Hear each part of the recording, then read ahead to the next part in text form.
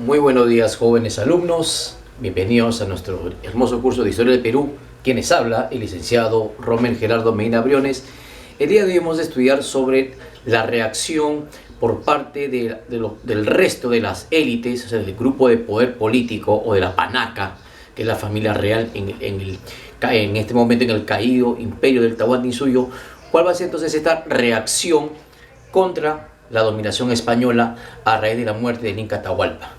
Vamos a hablar el día de hoy sobre la resistencia inca, encabezado por los llamados incas o soberanos de Vilcabamba, cuya resistencia va a durar cerca de 40 años. Para ello tenemos que tomar en primer lugar las características o aspectos fundamentales sobre la resistencia incaica.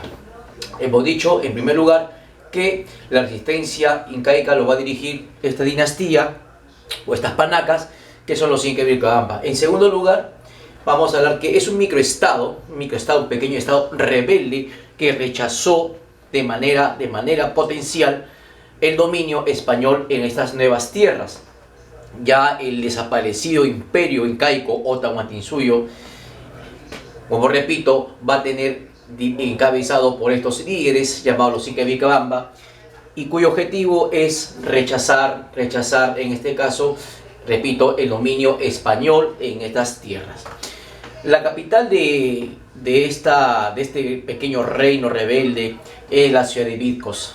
Una de las principales características, si hablamos en el plano económico, se dedican a la agricultura de autoabastecimiento, como también intercambios comerciales a través del trueque. Y asimismo, como le digo a ustedes, ese pequeño reino rebelde llamado los incas de Vilcabamba están ubicados al noreste del actual Cusco, por el cual los mismos conquistadores o invasores españoles no lograron ingresar a este lugar directamente a través de acciones armadas. Pero ¿cuál es la característica de esta resistencia inca? ¿Cuáles son sus características? Vamos a hablar que en el plano político, ¿cuál es el objetivo fundamental en el plano político de esta resistencia incaica? Su objetivo, ¿cuál es? La restauración del Tahuantinsuyo, expulsión de los invasores españoles y restablecer el Tahuantinsuyo. Pero no solamente es una cuestión política, también va a existir una razón ideológica. Debido a la imposición del catolicismo español o cristianismo, como que llamarlo ustedes, es un rechazo a la doctrina católica. Esta resistencia ideológica no va a ser directamente con los incas de Vilcabamba, pero en sí dentro del movimiento de resistencia política. ¿Por qué? Porque si hablamos nosotros de esta resistencia ideológica, vamos a hablar de dos puntos de vista.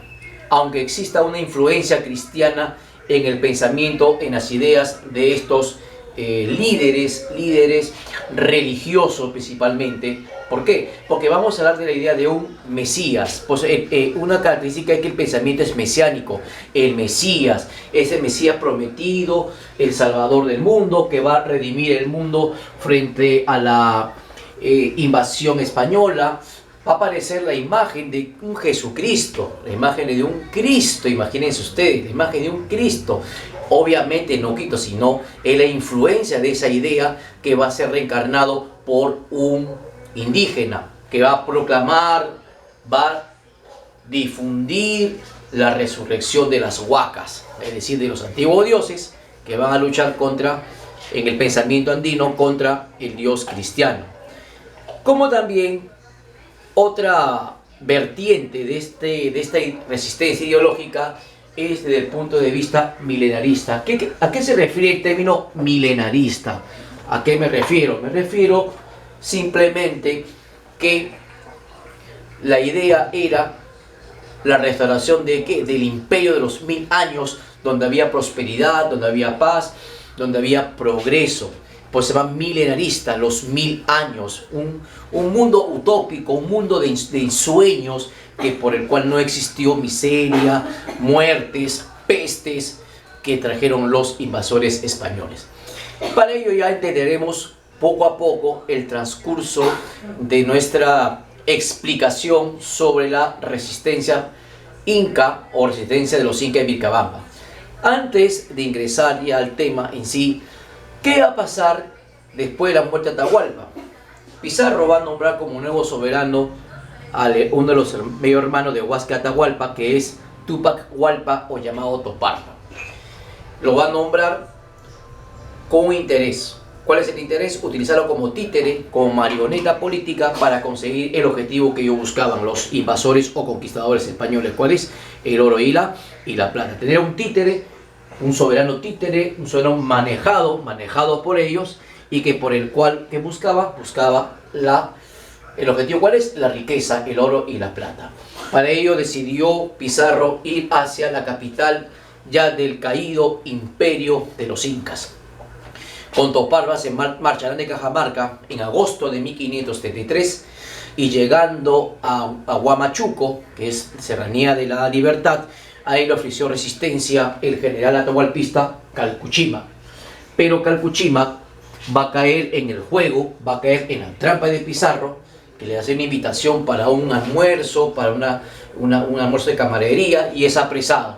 Cuando Calcuchima, el general de Atahualpa, Calcuchima, es apresado, todas las etnias, todos los reinos o señoríos sometidos por los incas celebraron ese triunfo, porque Calcuchima era uno de sus generales más temidos a Atahualpa. Y por ejemplo, el señor de los Huancas, que está ubicado en el Valle de Mantaro, le obsequió a Pizarro como regalo solo para él 1.200 varones como personal de servicio y 900 mujeres para él. Imagínense. Entonces el señor de los Huancas le va a dar ese obsequio por la captura del general atahualpista Calcuchima. Siguiendo su camino, llegando ya más hacia el sur y llegando cerca ya al Valle de Mantaro, Túpac Hualpa o Toparpa va a morir envenenado. Y la pregunta es en ese momento, ¿quién fue el autor intelectual de ese envenenamiento? Obviamente le echaban la culpa a Calcuchima. Y para ello Pizarro ordenó un consejo de guerra y justicia, y por el cual van a acusar al general Calcuchima como autor intelectual del asesinato de Túpac Hualpa o Toparpa, que es el Inca de la Conquista, o el Inca títere, o el Inca niño de 12 años. Cuando Calcuchima fue ejecutado, otra vez los señoríos sometidos por los incas celebraron la acción de ¿quién? Del dios Huiracocha, Pizarro y su gente.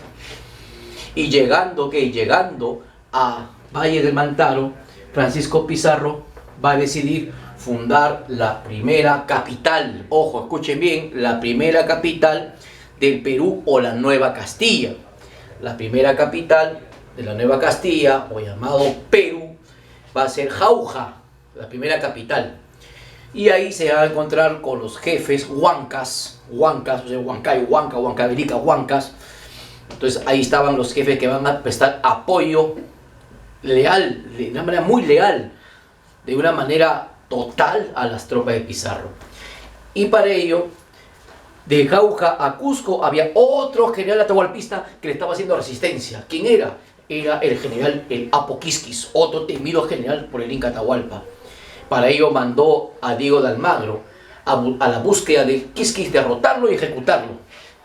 Y Almagro va hacia lo que ahora es la zona de Vilcahuamán, que es actualmente Ayacucho, va directamente a Vilcahuamán. Y Almagro le entró a la batalla, pero la resistencia fue feroz, que no podía vencer a Quisquis. Francisco Pizarro, pensando la posibilidad que Almagro pueda aplastar a Quisquis y llegar al Cusco y proclamar como capital de una futura gobernación, decidió enviar a Hernando de Soto para auxiliar supuestamente a Almagro y así aplastar a Quisquis y contener a Almagro para que no avance más hacia el sur, o sea, hacia el Cusco. En la batalla de Anta, ahí las tropas del general Quisquis son derrotadas y Quisquis es capturado. Y cuando fue capturado, todos celebraron. Y fue enviado ¿hacia dónde? Hacia lo que es Jauja. Y para ello, Pizarro, ¿cómo va a condenar a muerte al Apo Quisquis? Para ello apareció un joven príncipe inca, un joven Auqui inca, llamado Manco Inca. Y Manco Inca se presenta ante Pizarro y él le explicó que era hermano de Huáscar Atahualpa, hijo de Huayna Cápac, y era el verdadero heredero del imperio incaico, de ese imperio que ya no existía. Y Pizarro absolutamente le dijo: muy bien, señor príncipe Auqui Manco Inca, usted será coronado el nuevo emperador incaico. Y como soy buena gente, muy gentil hombre, te voy a entregar, enjuícialo a Apoquiskis por fratricida, por asesino, por homicida, encárgate de enjuiciarlo. Y Manco Inca lo va a enjuiciar al general Apoquiskis y va a ser quemado vivo. Y ahí el joven príncipe, el futuro emperador inca, Manco Inca II, marchará junto con Francisco Pizarro e ingresarán a la ciudad del Cusco, donde llega las primeras en recibir a los conquistadores o invasores españoles o dioses huiracochas, eran las vírgenes del sol, las Ayas. Lo van a recibir a Pizarro de todos sus dioses y sistemáticamente se va a iniciar el saqueo del Cusco. ¿Cuál fue el primer lugar o centro que va a ser saqueado por los conquistadores? Es el templo del Coricancha, el aposento del sol. Ahí va a ser saqueado, donde en la entrada había una figura de un sol de oro que había por lo menos casi 2 metros, como dicen los antiguos cronistas. Y todo fue saqueado, la capital imperial fue saqueada, y una vez que se hizo el saqueo, Pizarro va a nombrar como nuevo emperador de los incas a Manco Inca II. Y Manco Inca, feliz pensando ya que este imperio ya estaba restaurado, se equivocó, porque Manco Inca va a ser maltratado por Hernando Pizarro, por Gonzalo Pizarro, Juan Pizarro, los hermanos Pizarro. Lo van a maltratar, lo van a golpear, e inclusive van a violar a la Coya, a la reina inca, delante de él. Entonces ahí él se decepcionó el papel que cumplió en esta historia. A raíz de ello, Manco Inca va a preparar ¿qué? La resistencia y el levantamiento militar para expulsar al invasor español. Y ahí entramos, ¿cómo va a lograrlo? ¿Cómo lo va a hacer Manco Inca? Simplemente va a engañar a Gonzalo Pizarro, a Hernando Pizarro, a Juan Pizarro, los hermanos Pizarro, que dice que cerca en el Cusco hay un pueblo que se llama Yucay. Y en Yucay hay un templo donde Huayna Cápac escondió una estatua de su tamaño, imagínense, 1,65 m de altura, una estatua de oro puro, macizo, de 24 quilates, del tamaño de Huayna Cápac, del Inca Huayna Cápac, su figura en oro. Y la codicia fue tan grande que los hermanos Pizarros enviaron cerca de unos 20 españoles y cerca de unos 150 soldados indígenas, colaboradores como los Chachapoyas, los Cañaris, los Tayanes, los Huancas. Y con el Yucay, ya Manco Inca había preparado ¿qué? El complot, la conspiración. Llegan a Yucay estos 20 españoles y los soldados auxiliares indígenas, y cerca de unos 5.000 guerreros acorralaron a todos ellos. Y todos fueron aniquilados, asesinados, y Manco Inca es libre y proclamó la libertad y el levantamiento general de armas contra el invasor español. Y de ahí ingresamos nosotros a hablar ya de la propia resistencia incaica, donde se desplaza hacia el noreste del Cusco, la ciudad capital de Vitcos, y acá se va a iniciar, por lo tanto, la resistencia incaica, con Manco Inca a la cabeza. ¿Cuáles son estos personajes que van a dirigir esta resistencia? Es Manco Inca y sus 3 hijos que le van a suceder: Sayri Tupac, Titu Cusi Yupanqui y Tupac Amaru I. No confundir con el segundo, por si acaso. Primero, se repito, Manco Inca, fundador de esta dinastía. Manco Inca, luego de él le sucede sus 3 hijos: Sayri Tupac, Titu Cusi Yupanqui y Tupac Amaru I. Son cerca de 40 años de resistencia militar, como también que va a irrumpir, que va a emerger la resistencia ideológica. ¿De qué tipo? Mesiánica, y a la vez es milenarista. Y ahí vamos a entrar a hablar ya en sí la segunda parte de esta resistencia incaica de Vilcabamba.